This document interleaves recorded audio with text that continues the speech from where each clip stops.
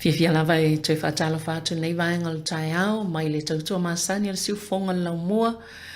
i le nei fo i tai mi masani o puka la mel soi fo maloloina, pe ona masani a ia solua taitasi, ia sa il whamui mo e stasi o nanga na whaatulanga ina mo nei tai au i tato puka la me whaatanoa i fo i tulanga o le soi fo maloloina ia peta i ane o na o lea ua lea vanua mai o whaanga i lea noa pe ona utau sisila mai ya wa le amata no toi mala fionga le li pule af masanga tia moresi fa ngai fo le ava no ai toi va ai tol tu lango tato pokala me ne so fo malo loina ya ai mai se fo yo le anga ia tu luma inicio vaenga ta wai toi fa pula chili ya ole nei lava pokala me so fo malo loina pe nga lu va ta se tato le tio Pasifika e momoli atu fe au tāwol sai fua maloloina. Whawhtai alo whionga masanga i o no le whawano fulu tai mol po kalame nei tai au. Le lo po o le patient po o tangata turutano o lau guest. O le guest for the service. Le whawtalo whatfoi le tue whatalo whatupa i maulunga o le tato o whawfonga. Le mane e fo le tonua e wae le amatanga mo le po kalame sai fua maloloina. Le history o Paul Kalame whapene i lunga po talaanga, o Paul Kalame whapene i lunga si ufongo laumua. O tua ngā Paul Kalame ne e nau e whaatino. E longo pui e li i anima manu le atinu i whi au tā oa e au ngā mo tātua soifua maloloina. O isi Paul Kalame i ei ona vaenga tā oa soifuanga o tātua i ei tonu ni atunu. Ia o lisi vaenga le tā oa tele. Awa a e ngase. E te lea le a whianga oe, i a malau ainga. Pea whapeo oe le te whainga ruenga, tausi si o ainga. Ia whapeo fo o le tamai titi le ngase. E nofo maratangata e whainga ruenga. Ia atono vaenga ia o le tau whai e mato e whapula. Mane fo lo ta savrina ta te re o ni mta upo e ta pena. Tata no fo le amtanga mai au ia au tonu inei. Ia male amtanga o le Paul Kalame nei le o peo na e ngalua e fo. O le rua hawhes fulu, sa whai e le meta o le request for proposal na tu ilunga le Capital and Coast. Ina ia talo sanga tuaini se whaatino la tō Paul Kalame i tutono le o Wellingtoni. Ia na talo sanga la ia no tala noa la ia le Catalyst Pacific o Holona Lui. Sa whainga renga mua o le pule i le vaenga o le sota inga i le matanga renga tangata tumoto Pacific. Ia na bese maila ia mai na sau faila na ia company e taua o le Catalyst Pacific. Holona la na tau i le whaasala launga lea. No folo lafa mai e te au mai fitau ia lea mo o e tau sanga ei. Au whea tolona sau tanga lue whaatasi le vaenga lea. E whai ma sau i e whawa alua ma tātou. Nā lana tu whaatasi e lole application na tātou. Ia ma le Catalyst Pacific. Ia uma ia i lo longa fo o request for proposal. Ia man malo i tātou. Tonu e peto o lima e fo isi tang whalapitonga. Ia ma tasi e pe lua le tio na tō fo i lunga la tō tausanga. Ia lena whamanwina i ne tātou. O le whasiri la holona jau. Na watu le pepa le o le tio alame o e whamau te lo tātou lua. O le meno mafofo le teimila, e whainga tāna tātou ngā rurua e whaatasi maisi whaasalaunga le tio whaasalaunga North Pacific. Ai ta i tātou fo le tio whaasalaunga.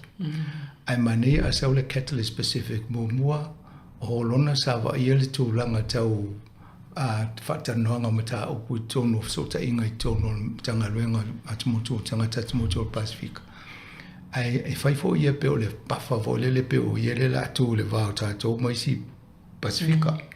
I te ua o le mea no tupu pe va pe tātou a o lola na fa so i tupu fo ia.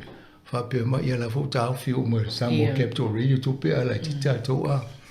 Pe o le tūlanga tonua na le na la te ofisiri nisi. La le mene e fai le Catalyst Pacific.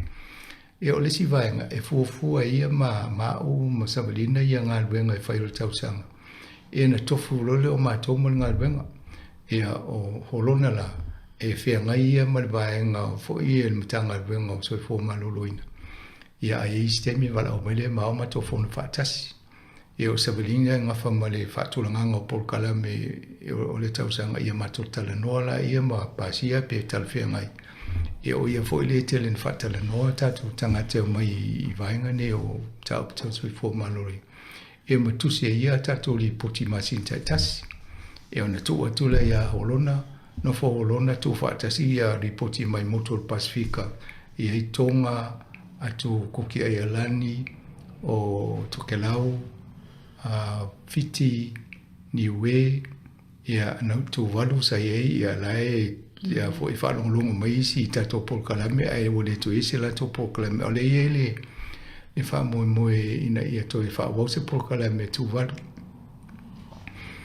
ia nana amatelo fa tulanga mai na fa me fa ona failole e fa tulanga mai tole ka le no Paul Kalame tasi le le o mal termine o matonga lo fa tasi msaulina ma tu fa tu fa tasi vainga le na avelola ia tala no mtanga wenga so fo maloloina ia na pasia lo la to na fa nga so lo la ia ma le fa mo la nei ma la matanga o le matanga wenga pela catalyst o le Capitolian Coast le sa ia la wo ia ni isi o suia le vainga na wa le to ia porti o la to e tala no mo fo mai matanga te o nanga Pasifika ma fa ia o le wo mo na fa le kon kala te malele tio ave le roster pe ave le lisio tanga te o tala no e mata o putal so fo maloloina e fa tau au nanga na e fa kon kala te o to le ele official so fo maloloina ia o le tulanga na ia le o mai nei o lai tam fa ia fa tulanga ma interview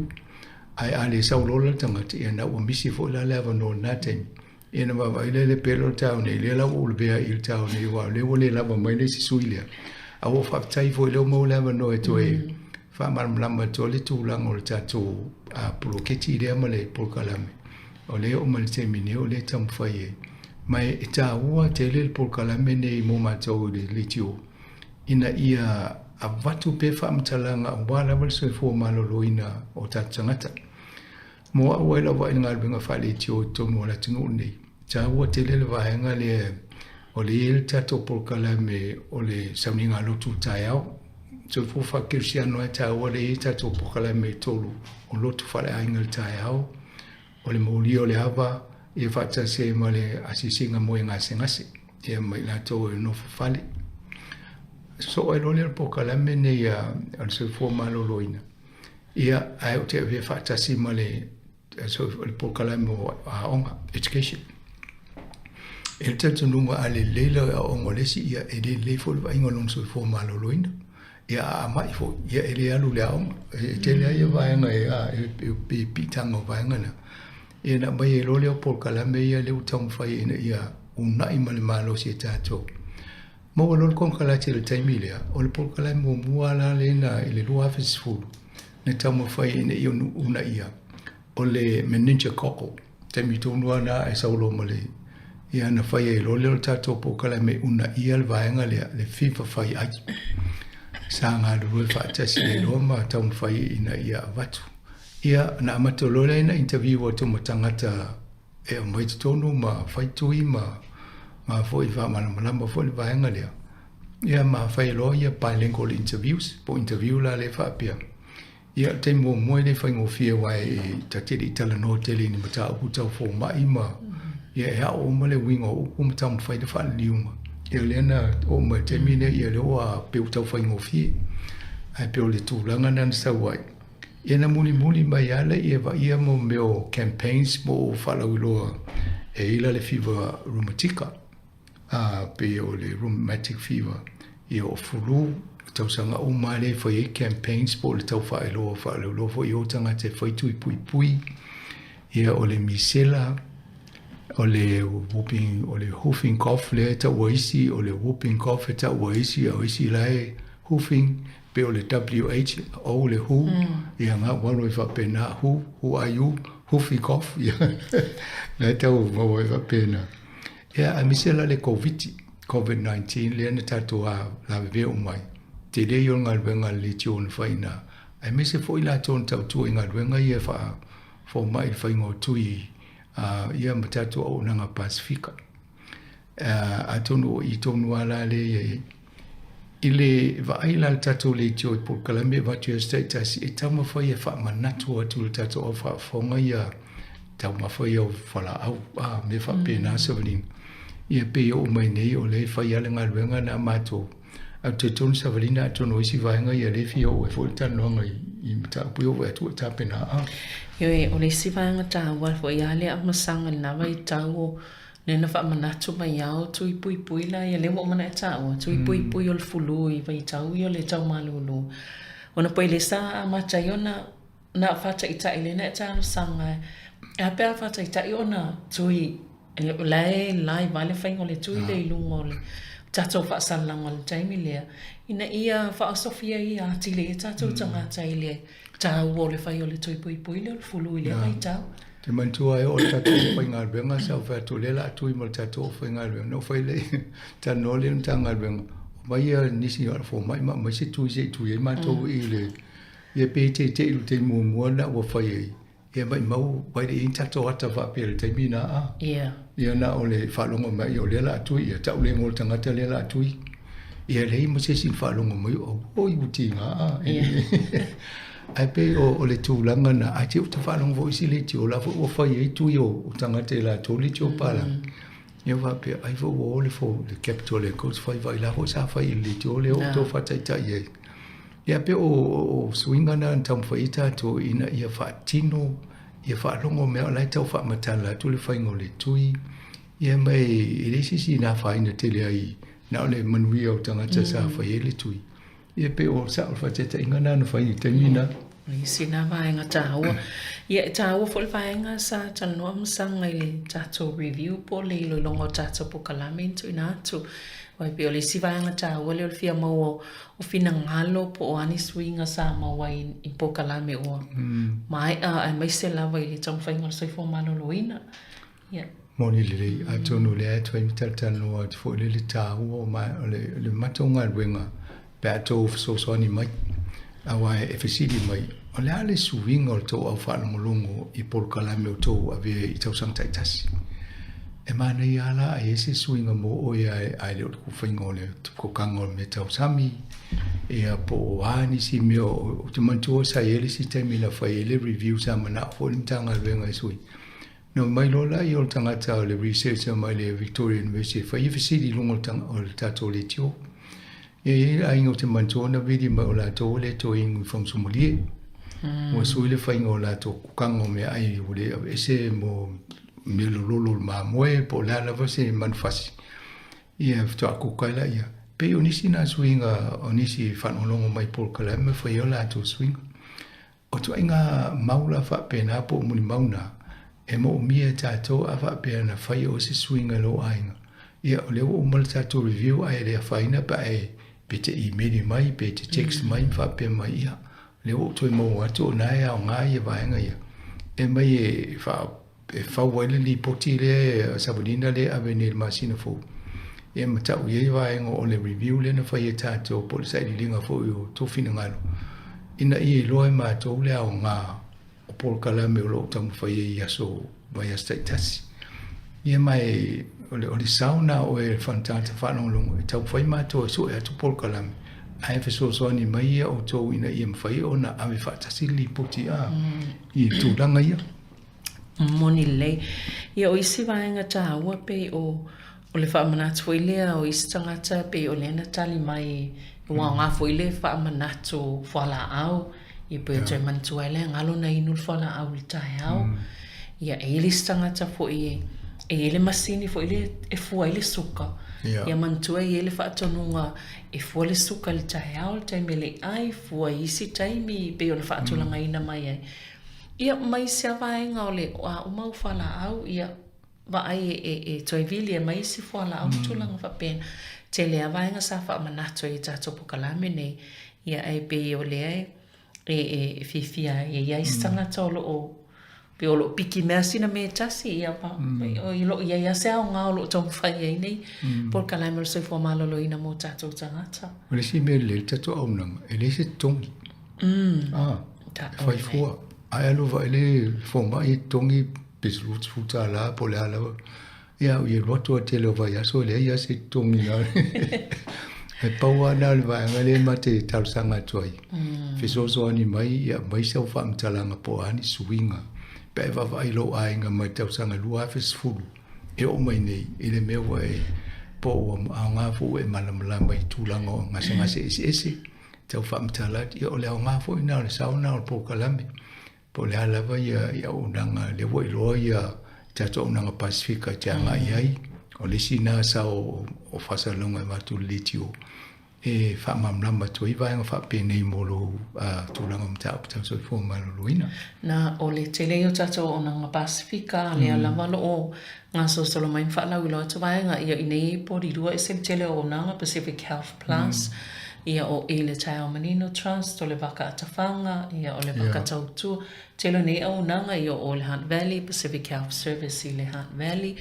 pio vaenga o le mwhenu sasani ei ma tatou ngā lulu e whaatasi na ia ma whai o nao o atule whi au ia ma wha o ngāne au nanga i nei fo i vaita e le se vaenga o Wellington ngā misi kūleni e na i ele lato practice na ye fo isi avanga na so soni e tatanga te tono Wellington ia e mani e fo ye o se ia sola se tato Pacific Health Service a ole to ye ai piolo na i te mali ni we ye le la to pisinisi yo la to na va ia tatanga te tono le la mua ana ia fo e fo le vaenga le tasi le vaenga tato amata mai ia o le DNA e mane fo i sau no ngā masanga i toi wha amatala le DNA ole mo o whaarong o le DNA o masania na tala no le DNA fo le whausanga o le tangata o whapela ia a te o whailol pokala a tala no tu mo whai tau tino si le ai o le do not attend o le ninga fiu nei fo mai e whai ia fo ia me i tangata ia ai le watu tangata le ana whailan appointment ia e te le ala ne whai e pe le tau le talia le amana ia i si le whautua ngai watu ma le whangwhango to le tio. Olo le stemina o wape se longa e quantify le whaingo mene o ia o tala no lola ia le tau. A te whatete no le a whapetonga whiti lo whatu ai whase tau tonga. Ia usi taimi o toa le se fulumo tupu tangata ese te vai e whaingo se tonga ma le tau singo le ngase pia uma mai a e whai o le tapenanga ai le i o e whai tau tonga o le taimi o le tau tonga ia ma le vai le o vainga o e pia uma le tau tonga. E opa le se fulu tangata a wapela o le specialist le mai o kilani. Ia o le ala mai ne whale mai e tatou nuinga tutonga e tatou le taimi le sa o le fo mai na mai o kilani. Tutongi malva le zawai tutongi male mele no foi ia po ini stangata ese professional le mana mia o le la actu o mai singa benga fai mai umola to te ai te la o le te mire po le asole le o atu ai mo le telefoni pe le la tu foi le mo se fai lo atu o le watu tangata wanga wa to na tu pe le na lu ta pena ia na le me fe ta ye mo tangata fa pia avele ngona pito ila lo te le to via vai to yo mai lunga o to nga me fa pena e le lo ta to le ma vo fo tanga a tato ma vo fo ano ta ita vo le fa nga luenga le ia a to no ngona vo na yo le de fia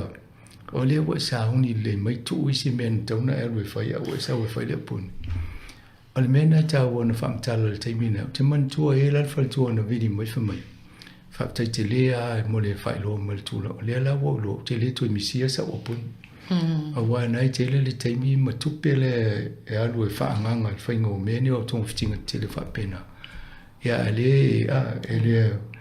e le na o vaenga te le e o i vaenga iti. A wha peo lo fō mai le whaatali mai vai o a te au le lotu. O le matua i le se kue al fō mai wala o misila na apoi me wala e isu e tua vanoisi. Ana fa mai ia fa mo le fatali le silo va yaso a te lo vol te minei a o le lot na o misila va no ana ave moses ia o so ani so fo malorino na tangata a man so fo ina wa ia fo ma e te pe fo la o le mato le au nanga le tata e le gp po fo ma ia fa la ngam fa ina wa ia le la to ta we fa o popo pe fa pe ai o le na fa nei la ta appointment ta te watu e te ua tale alu ia ua tuai fo ina longo a mea toi tolo atu i tua ia wa iaila le tau whaapopo atu i lungo le tau le e a fo e totongi e tapea le lungo. I pila e mana ia fo ilana, una ia tato, a le alu longo, vave longo ia. Ole whaarulawe o le mena tu e mare si totongi lungo, e ati di mai il tangata. E whai o le fia alu e wa ai tau tongo fitilunga se ngase a ngalo ai whaapopo mo le si sala. Ia wa ati di ngase ia mo le fia alu e wa il fo mai, ia na ati di ia le a tonu mo tato, o te whaiso ala tala ni, awa te papole le tau se tupe alu molo so o eso I fōle au le lei. A saul whaala velave na alu mo le tupe aile vai le me fitau I molo wa e malosi. Te le I o le momoa, te soi fua fia, te olo fia. E mawhaina tele me te au ngai li ati o e lava I o lo a inga, o lo whaala putonga o e fia ngai ai, I o lo o tinu. Ai ngase lo te le o le fai I te nofo le fale ai nofo me se so le ainga vai oi. Ia o me fa pena e tato tamu fai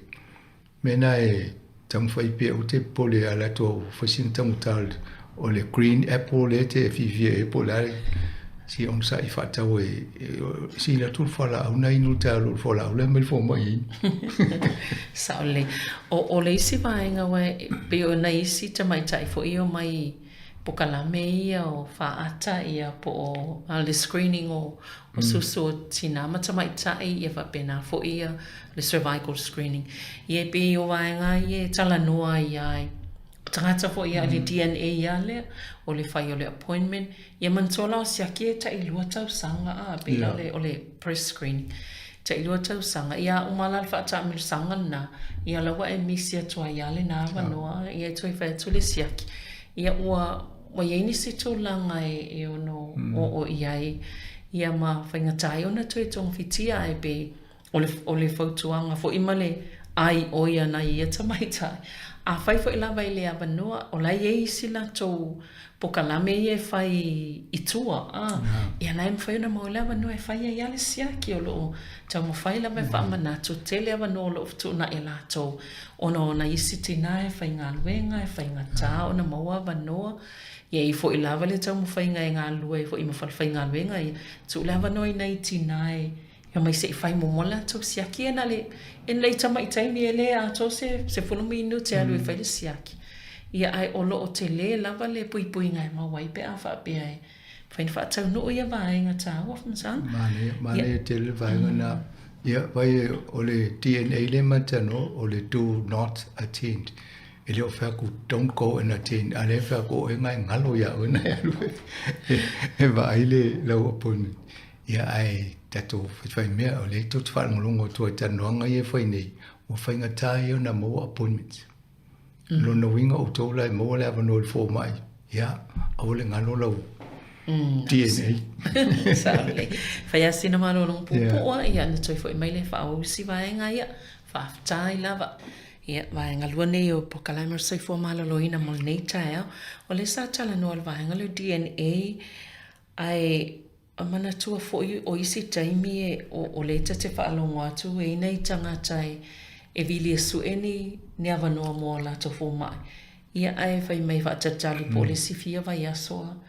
Ia o tele I lola I ea masanga po o iei to tele ni o tato tangata o awhi le tu lang. A tono le satala no atu nei fo I feedback po le tau a whalia fo fina ngalo tato saililinga le na whaia mo tūlanga tau tui fo maloloina. E le ngatala I swinga na whaia o e mo le au ngā mo e. Ai a wha pēnu tau putonga leo whai I le o te whanongo fo tala no e lungo o tai au I Polkalame. If you whaatali se appointment, a tonu mo tato e mawhainga ngā lue whaatasi le tato au whanongo mal tato le tio. A wala au malitanga te o whaafia nei na viria pe sena o vili fo se appointment pa mai e se to amor tolu vai aso. Pe lua vai aso pe a longo mai la ia a mai a se whaise tato I meli po se tu se a whaatasi fo le li poti. O le tangata ina wala au mai o lai tau whaatali appointment se vai se fo mai. O le fo ntofo mai e o e tala no mai to le do not attend. E ala le fi attend I se ai le mwina. Can't attend. So e se le do not attend, e se le can't attend. Ai le lava fo mai ya. a tonu mo to fa fonga mai le la fa nga luenga tala no at foi ma fa manatu a fa pe o ele na vidi ai fa mai e de sia va no to amol va so fo ya mi sia per lo va ya so lu matu le fa na no mai le fa o le mele le tu ina la to lo le la to e te le al fa le tonu le ye a Manei, ia mantuel tato telefoni fo ile ai tu al tolva lima lua i fa. E maua uma tau messages po tau fi au tu ane lunga tato telefoni na pe ale italia tu ses. E maua uma pe fa pe em faiona ia pe fa pe e le fia fine mai fo ilunga le ia. E pe tu mai fo ilunga al tato. E tato pe ngata failangi em faiana tu mai ai. Ia ina ia ilo ai po lan tula ai masang mania na o le tolva lima lua i fa vala vili momole o fa mo to i vala o mai tua to le li o nei Wellington i va mole ia na tu ola ia fa ia fa pe ia a masanga nei ia o le te vili atu mai nei pa Mastenof mo nei va ia so fiu fa talilo o pon vele no fa ia o le ta mai in mato lola ia a fa pe fo ise Pacific Health Service le vai ngana te vala au mai fo fa pe mai o te no fo lata i le Pacific Health Service le ia na mfaile le mato tala no fa pe e iste ngata le va e sia va no o mena nga lu fa te si tatu mana ia te ona fo la e vai nga e ta we au mai ele e fo isa ile e meli le sa vai lo mai masanga ni vai nga luenga ma fo nga po matati a po foi numero fo ia fia au sia so fo malo loina fai titi ile tu langa fia mai nga sem tu langa pena ia le pio tu so vainga yo vale na ina ia au sia ni fai numero pa sene mo lunga ia le fo isso e atu ele fai ona fa malieina le si tu ol vainga le ona o me la ia le au mai le mai o fa mo enta tu a velole le tu si la li poti le fai va pe o le masina le te ai vai aso le na vidi mai tangata nei o le fa ia tangata fia vai fo mai ai le faina vai va vel fo mai ia na tau le ia va pe ia o le na mai nei matati e tau au si ai fa fia na fa na mo ia matati a pa le tangata e do mo ia va no va ia sa le atono le ngana o tata no full time ni ia ma le stulanga na pe na ta o po a fai wale monia no po fia la nga ia nei tangata ia ina ia vave mau se mapusanga i ngase o fia nga ia pita o fo o te alu le medical center koruia ia o le wani tau sanga ta lu ia fo mai wa matala no vai fo mai dau te lo o fo mai nei o ni ta o matu fo nei fo mai ia lo va to le sistema ta te la tu la fo e fa pe o ni ta mai na video fo o le atoni si le o to za fo ya o lista ngata le fia singa se vai a tono tu langa nei o mat tu na isi fo mai ye o le to kolini ai si fo mai ya ale fo nga so isi atu isi fo mai no tu no fa fo o le de fia mo lo i le to fa tu langa le ya ta to ni ya fa pe o isi fo mai fa no lo mai e fa mo le mato fa mo le o te alu isi o te alu e salia no fo ni to si ta tu tanga ma Sauleia, la oma Australia. La le Australia, le polonga tato ni. O le si vaenga le uto e whamana tu mai mantua fo ile sa tato whalau i vaenga i o unanga whalitalava i pharmacies. Msanga, ia mai si tu langa na o lea e inga se fo i whai a ona mau mai lo sosani i na ilo le alu tongi tupe te le il foma, i lau foma, i manau tipi. A le mau mai le le tali i le pharmacy. Sia banona im faina se valvali lo pharmacy pol falena e talai talavai. Mai fai se ele mele tulo me fa fingo fia fata i pe mangi so alo ni male. E se me fai to inga me pena tala no te le tawolo vai le forma. E fa mai ala to le kulimi pola se me nga mai fai. E ma fai male tawa. Ia na foi e to inga so ni le na mo e si te lo po to mo su inga le nei. E fai ngo tango fia e fo ia vai e mai e so ni te falta le vai. Ia me fa pena na tau fai e. Ia mai tala noi fai lo te fo inisi o tanga te to ai inga le swinga na ia i me fa pena ia la to i lo fo la to. Sa ole. E te u fa pele si. tonga tai o fo mai no o le te muli le ne te o te le to fia lo vai fo mai ale fai mo fia le mele fai ona tala no le chemist sa o le ia ma vai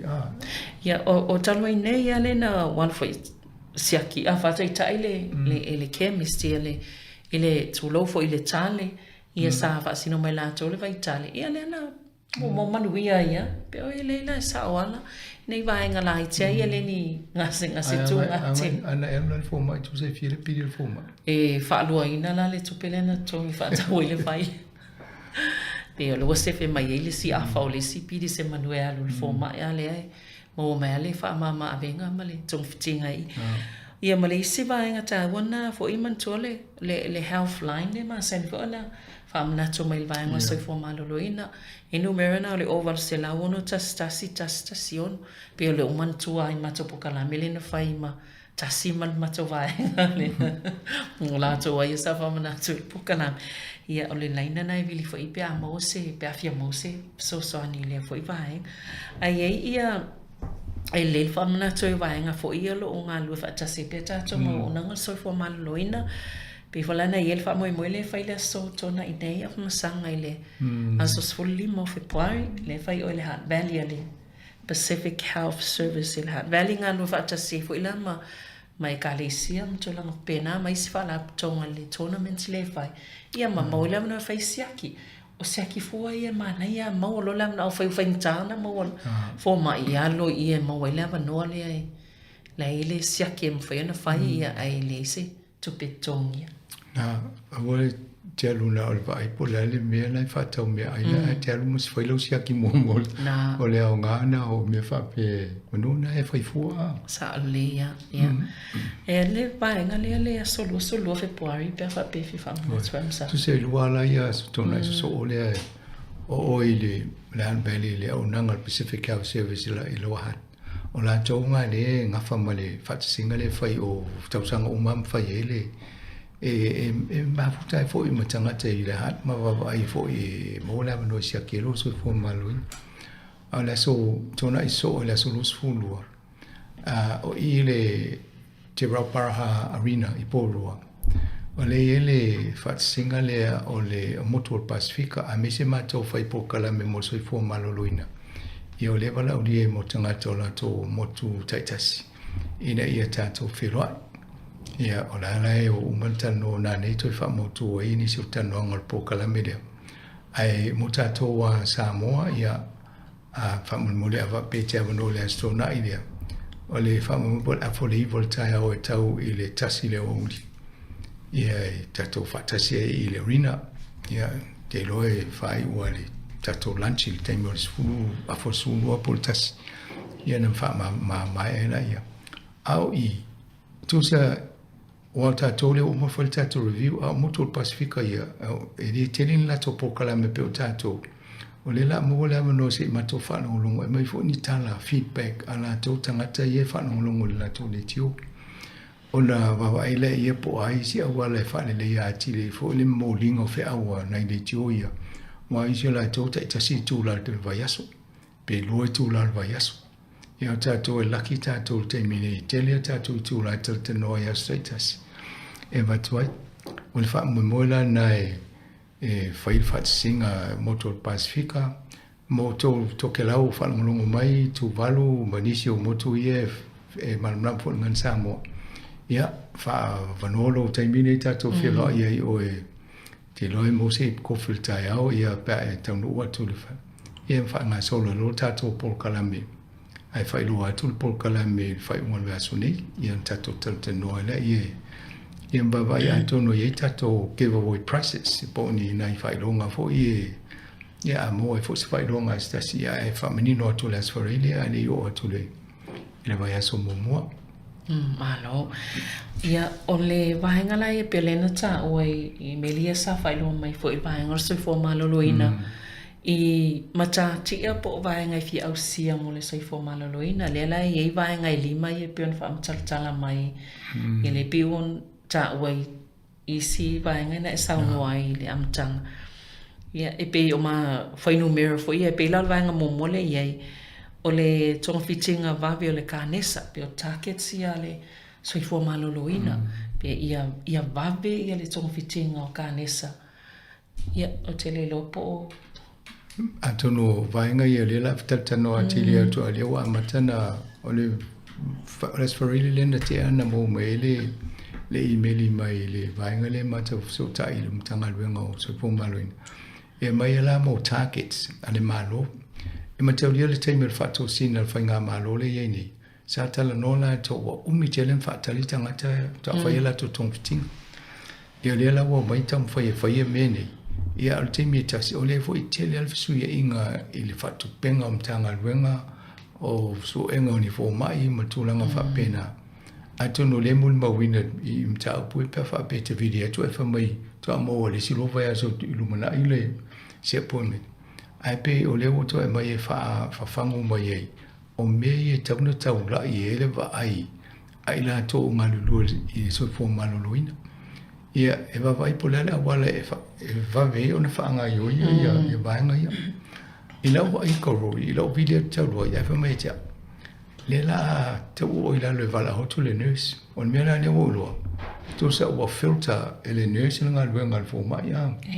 na vili atu le nesta la noa e whamai ala pe a whai tango whai le mede pe vatu le vai le te alu o le o whai lungo le telefonia o le vai face to face moa e le leifo le na wai o le si taimi te watu te malo si ala tu e mai mai te mo mai pisia mai sta pisia mai lai o tu ma ngase le o ngase ngase se mo atu yo ia ai fatu la me le usuia o le tau e tu sa le tau tano no telefoni ia ila le fitau ia ai se ve vo le taimi o le la wali o tano no mo telefoni ai pe o le sina tau o me le pela ngase o le kanesa e oni to umi tenen fatali ale o tau faila to e mai le ivas full percent o ila to yo la va bena vai ia wa pe o tati ale sai momo valu 5% ia valu 5% le fa ingo ngase e tonga fitia le kane saulo a fiai ai i tono la o aso i toltasi a le ala wasi itia ai mtati ele o fia o sia nel malo ia au sia le iva se 10%. No winga e awane i lalo i fole tolta si aso e te whaatali ai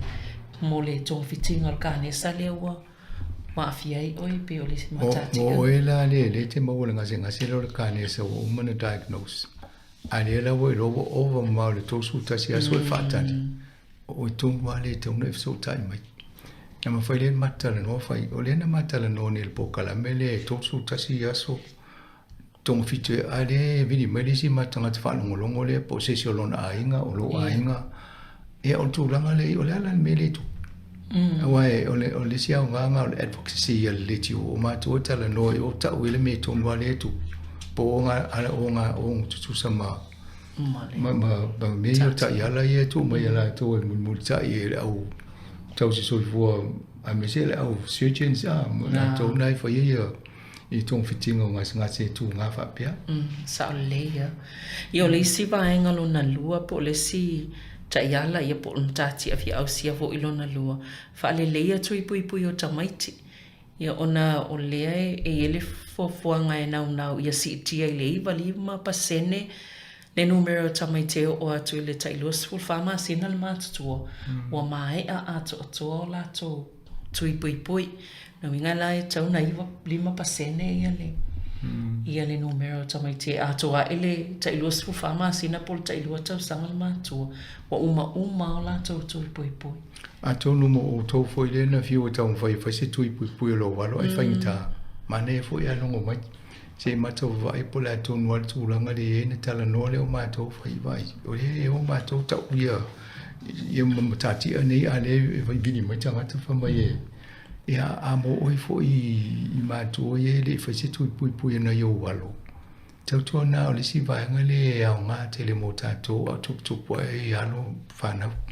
Wai o le teime mātua ai te ola vea i se si kutua ngase o le fisini mōmua. Na whaise tui o ea o le titi. Ia ane lan tui pui e tui la vea i muni. Ia mantua fo ia ma ia misela ma a wa tui a lea e au fi tui o tamaiti nei. Ia fai nau ina ia wane i o i se tūlanga o ngaonga i o leonga. E man tō whele vaenga e ma silfuena e whamanatu na well herd immunity. Immunity of population. Ia tō tele. A tonu o lea e whaima tatano foi o lau mea lo fastawa na i lo walo lo whanau. O lea o mana wha maunia i au ngā tupulanga le rao ngā o tui e o le tō tele o tātou a tele i sau mai samo e a tui ngā tui whaangata. Tui whaangata ta o mea nai pui pui e le ngata o e ia e masi lo sau nei te wa e sau mai ni siamo le wha mai le nai nei ia na mama ia le o tō tele nai whai tātou tui pui pui ia. Ai ole muli i tau fa se le lungo Facebook fa mai ole fa ye tu nei mo le tatu se a te to te lo tanga te ia so fo le na tu ia ole si ma fo ngana to te le o lo so fo per termine wa ana le fa ye tu pui te lo si va ole va ma le lu to te sa ole ia wale na le va ngale ma lo e o tu sa o si la le 5%. Pe o leo tu sai lo tātou ma Australia, Britania, Kanata. No mingo le bi e mua Australia, pe awhatu tu sai le vale ai tua ohi. Nei lo New Zealand. Ana mo Australia la wo isi tātou fo mai. Ana nofo pe nei mo tātou. Ai tu sa mo le se, wala se ki amo mi o mtatia. Na lau wha pe o la me o la tō i lunga numere maulunga tu lo tātou. Ai tau fo ni tātou o ye. Ia ai fai uma tonu nei whalangolango i tangata ia e whatinoa ngā nuenga. E se ale polo misi o le miti le o te fia tamu ia. Ai le ni se wharinga nuenga. Ia, lona winga e te rea al whale tonu. Ta ole ia. Polisi matati a polisi vaenga msanga i vaenga na le tong fai ia whaapu o taimi e whaatatali e tangata i fo ile taunu i tono whanma. Ile tu le taunu inga singa se whaafose. Emergency ia. Whanma. Ia na a tono ngā ruenga umana e whanangolango fo ia i tangata lai whai ngā ruenga po abano e whai ngā ruenga le taimi le taimi. Ia e aero fo i laka pi. Tomo lo fo ile emergency o. Ma taimi fo i o le tau malulu. Na taimi o tau malulu. Ia wapa ia tato taimi fo i ne o si lai o e ta whawhau ia te ula vea se si ia. Awai e watu lo se ngase tunga te ia ua poloka atoa ia le. Ia Malaysia la mea le wha manatu atu. Tau mawhai te alo wa ai lau primary health care. Ai te le wha atari se ilonga wa ti ngaina e lolole nofo ile emergency. Awai te wati o ia la fo i te le istangata la ia whaina ia. Pe o le au ngana i tau wha manatu atu ai. Ia e pauana o le wha longo wo le wha i toina i wha atari. Ai siri te wha longo to le se me wha le tonu wha me vidi. Ina ia tau whielo wa wanoe tonu teimi le tōng whitei hoi. Ia wa mantua alwa tu i le idi, po le vaenga le whalma. E awe alwha mua, pete mua tua, e awe alwha mua ngase le, pito si le atona ti ngā ina. Ia na umea leo le taime te nofo mai whaatalitani e pe ale. O le si mea whautuanga lea, ai alu te, ai au te luatu whailau Facebook, ma mea walaiwa, e meite le o ngase. Pe whaitau matua i whaat. Pe whaitau matua e whoringa mai a wai wai wa vele te awe oe ai au te roto e vai mea pe e la whaina ngase lai ngufu mai o lai. So tu ma mea na pol whaitau o le tusi po le a nofo ma tau tuli moe e nai whaatari loa wanoe. E wa vena awe o tu. Ta ole. O le isi vaenga o lo awela tau le tau whai ina ia au sia o le tau whai le whaapu taimi whaatalitali ai mo siaki po la ilo ilonga mua le whai e oe se fōma i whaapitoa. Wai be o le si na vaenga o whaape o lo umi whaatali mo le fia masina whaatalitali e pia whaape o le au mai le e tauna anu vai fōma i whaapitoa specialist. Ma le foi o le ai fai mo toi tana noa tu tato o whaafonga o vaenga umai e le tana noa toi me e tamu fai e sui a whaape o ele te awhia i pe na ila vea ai ia po mani e whai loa mai wai mwhaina tala noa whaape o le sa atu ma ui whaamtala ai a mai le feedback a tangata o le fiu whaatali pe nana watu foi vai ai no foi lava o isino i tangata o whanofo mai no le whanwa vea ai va ia tangata o te ele lunch le o. Ka no le matua i umi na no fo a. O la sin mo e te o le ma fuang ai le lava fo mai wa ia nei tangata nei ai filo pe to fia tangata nei ai mai tonu le emergency le taimi dia ia le lo le fika pe fa la nga fatia pe dimus futa ngata ana le lo fo mai le va ia sa ole to nga me nai eno si lo le pola me le o isi tangata va ila to primary care GP mo ai le o tu langa le o nga singa se tele na le no no fu yo fa tele temi ia isi tangata na na mata lo fa mai amasanga ile se tongi pe le emergency mo i mina no fu ai anu fo mai tinga yo lo ulu pe sa fa fo te tongi lo nsu muntu e pe o le tau o le tupe fo ia le lo avia fo fa fi tau li monisi te lo ai ma fa o le ai ma fa o le tupe le na lu ya lu mo o le tau singa le o lo so i fo malo lo e le tau na tinga lo ulu o le me te tau na fai ia mantua a saulo saunga tupe fa lo lavi se lau tala mai ia ala e ono sfutala e alo vai fo mai pe lima sfutala e tinga ali e fa mo muale sa e tinga ali ulu ai fai ia pe yo vai nga tawa ia male si vai nga lo o tam vai ia e au sia le vai nga so fo malo lo in i pe fa na fa pu o tai mi mo to tinga vo ia le mo mi vave mo mi elective treatment ia pe o ta o tonga vo ia le vai ai o mistake me te whaatali, o toi ngā sa, o mta umane o le tau whai tutu mai lalo wha pūtai mi al mea nai mane e pa e sisi nā fie toi ngā mea. Po lea se mea na tua i ena tonga fiti o e, o e vai o e, whamamole mane e whai loa mai. Te le tau ua musenga se ngase wa pe se ele mea nā reino ma vona waru fo mai pa e musuna e whamatala mai longa se ngase. Ole leo le loa. Em fai ona fa popo I mato tu singa I ave li poti. Ina ia la to lo me le tu. Sa ole. Ia, ona ole taimi msanga ia e fa tai e si vai nga yo le o yele tal no ia to ne fa mai ese taimi luma. Pe fa mo le sfoli le la sa. Ia al tato po kalamina mo sei fo malo lo ina nei fo I asolua il fa mo to e fa wa po kalamina sei fo malo lo ina ile va ia so ile taimi masani ai so I fo mo nei taimi. Fa so I fo.